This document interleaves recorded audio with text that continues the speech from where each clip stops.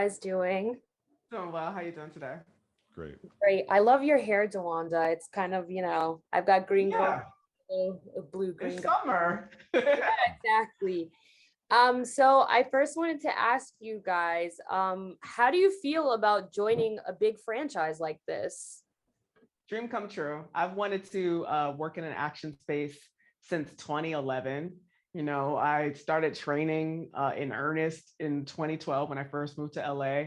And my trainer, who actually worked on, Kayla's body, the woman responsible, Raven Harrington, she always reminded me, I booked this role and she said, you said it in 2012, you're like, I'm going to be an action star. So it really is like, kind of the power of manifestation for me. And I'm really, really honored to be here. That's so cool. It's kind of an unexpected dream for me. I mean, I didn't have any designs on being in any kind of blockbuster whatsoever, but here I am. And I've actually found that I've had the best time. And it was one of the most collaborative and also artistic experiences I've had ever. It's such a cool group of people that I've respected for such a long time. I mean, really, like from top to bottom, from Colin to like literally everyone in the cast. It's been an embarrassment of riches. So it's great. What was it like working with the original stars of the original Jurassic Park franchise? This was my second time working with Sam Neill. Sam and I worked on this project called Invasion for Apple, where we were like, literally playing partners. We were playing, he was a small town sheriff, I was a small town deputy in Idabel, Idaho.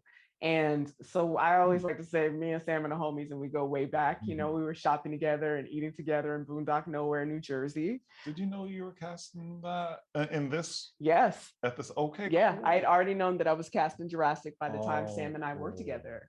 And it felt like a continuation because we all lived together for 5 months. So it was like, all right, Sam, I'll see you in a little bit. We're going to be hanging out in the UK. That's so cool. But it kind of was very, collegial. Yeah. We all got an opportunity to know each other as human beings, as much as we got to know each other as artists. So we were operating and really working on all cylinders by the time we got to set. Right. What would you say was your favorite scene to shoot? What was your favorite scene? You haven't said that. Yeah, no, it was, it's a scene that's very short. It's very short in the movie. It was longer when we shot it, but The one with Jeff? Yeah. There was that scene because there was such simpatico on set that day. And that's really the goal for me. Like when everybody's like after the same thing at the same time, and it just feels like there's a kind of beautiful synergy. That's a beautiful day on set.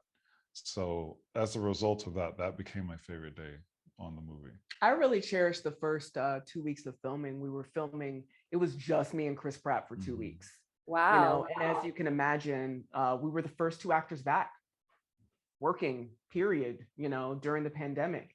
And, we got to know each other really well. We have a lot in common. We're both like ultimately, at our core, just working class kids and the daughter and the son of a grocer. And so I really had the chance to both get to know him on intimate terms and also to learn from him, because at the end of the day, that man is an action star. He knows what he is doing.